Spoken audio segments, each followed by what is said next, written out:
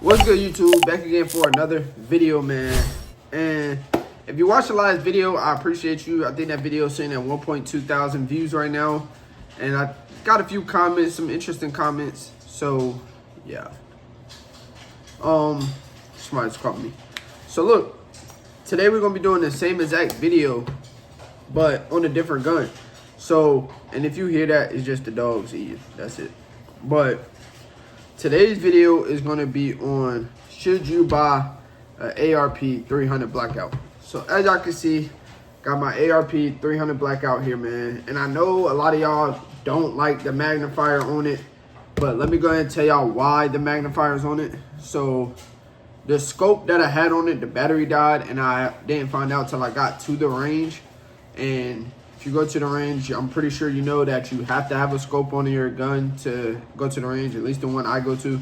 So I had this one in the bag, so I just went ahead and threw it on. Because they didn't sell the battery that I needed there, and I didn't feel like going through the extra trouble. So, and I still haven't got the battery because, like I said, I barely shoot this, and this one was easily accessible at the time. So I just went ahead and threw this on. So yeah, man, that's why I got this magnifier and scope on here, and I just didn't want to put just that on here because also I think I was doing the ARP battle at the range, and I don't know if I posted that video, but if I did, check it out. So with that being said, we went far out as well to see who could hit it more accurate because none of our sights were lined up, so we were just playing around wasting bullets, man. So y'all falling on me, man.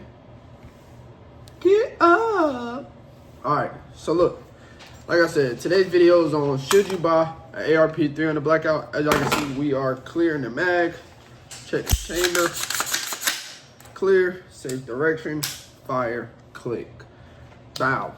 So this is my ARP 300 blackout build. I think I spent a total of $450 to build this. I think I had a lot of deals with it though, so not too bad. So let's go over if you should buy it. Again, this is my opinion because I know y'all be in the comments going stupid. So first of all, an ARP is always a must. Like, you always gotta have an ARP if you ask me. Where I get rocky at is should it be a 300 blackout. So 300 blackout are good for a lot of different things. For instance, if you got 300 blackout and you are accessible to a suppressor and you get the subsonic rounds, that would be perfect. 300 blackout can be used for hunting. They do pack a punch when they hit, not as much as like a 7.62 or something. And you compare 5.56 and 300 blackout. 300 blackout gonna hit a little bit harder, but a 5.56 will penetrate better. Because they're made to go further distances. So you can get, I want to say, about an accurate shot on 200 yards. I'm gonna say for a novice shooter. However, if you're pretty much a little better than that, you're experienced, you can know how to tweak and handle what you gotta handle. So when it comes to 300 blackout, they are expensive rounds, but if money is not an issue, then that doesn't even concern you because they are quite pricey. I think a box of 20 runs for about $12 or $14. It's been a while since I bought some, but they run for about $12 or $14. ARPs are just light and easy to handle. I want to add a brace or a stabilizer to this. Thinking of doing a folding one, but I don't know yet. But I am gonna add something to it because if you shoot ARPs or have shot an ARP with the new ATF and laws and everything, you know you can't have a stock on here because they're afraid. Well, how do I put this? If you know, you know. What's understanding gotta be explained. So yeah, so you gotta shoot it like this, you know?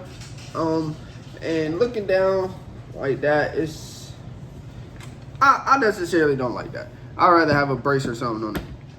So I'm gonna add that. So if you add that, ARP is a go-to. It's a good truck gun. If your bag big enough, you can get a bag for a bag gun. If you got your concealed carry, you can fit it.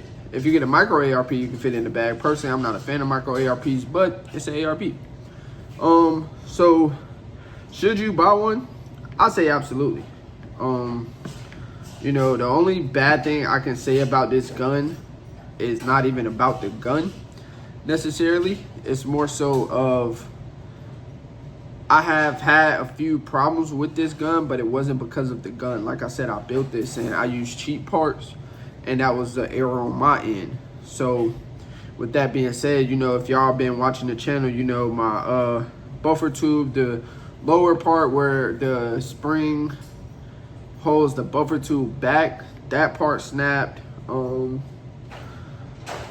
few other things happened with this gun that I can't remember about right now, but basically that's just on my end buying cheap parts. Other than that, once I went and got an aluminum frame, I have not had no issues. ARP is really the way to go. They're really popular. You can find them almost anywhere. However, if I did have to get another ARP, I would definitely get a 5.56-223, which is also my next build. So I definitely say that ARP is a must-have in your collection. For me, you should always have a handgun, reliable handgun.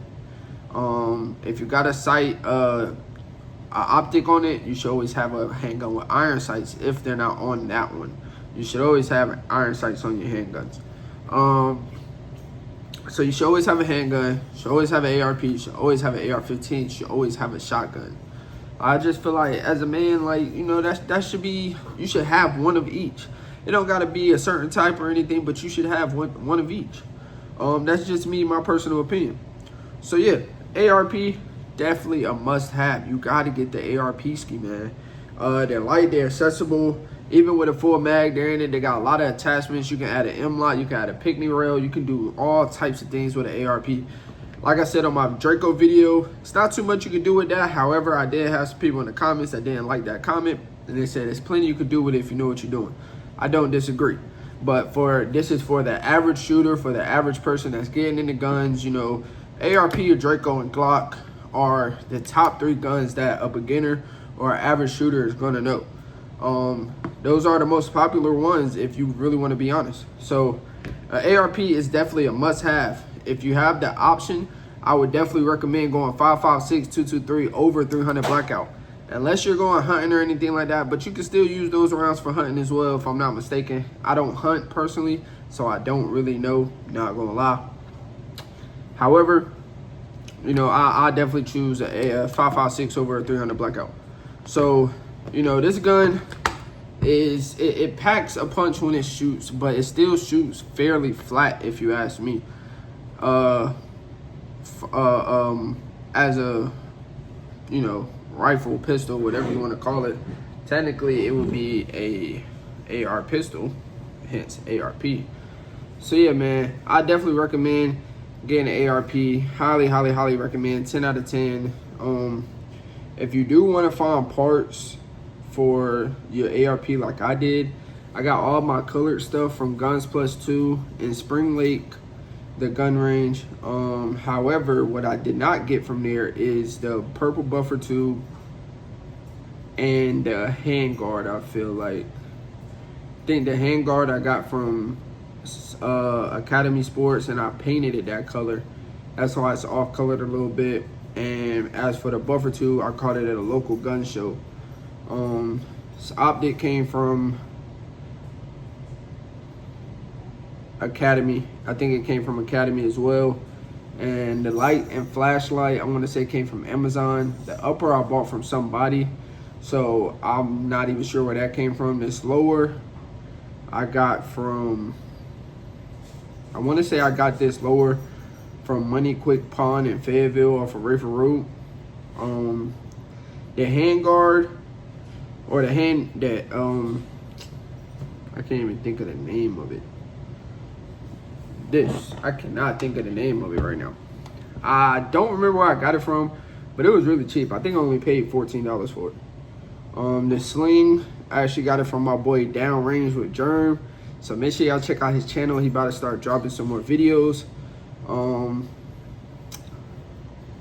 So yeah, the upper I got from my boy Big Baby. He about to start dropping some music, so y'all stay tuned for that.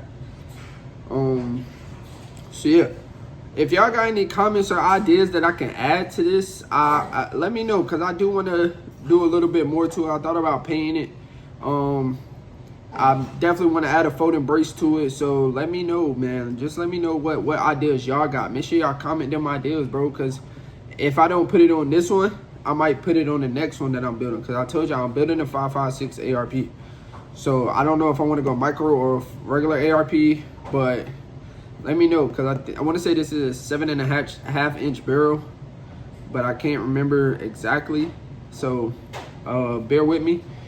But yeah, I mean, like I said, I built this thing, so it got a whole bunch of pieces just that's not all together. Like, it's not all by the same manufacturer or company. Let's see, it's Anderson Manufacturing is my lower, and I don't know where the upper is from. But yeah, so first, overall, like I said, should you buy an ARP? Definitely 10 out of 10 recommend. So, and if you do it, get a 5.56/223. Overall, if y'all deciding on buying an ARP or y'all looking to buy an ARP, comment which type y'all about to buy. Let me know. See y'all in the next one.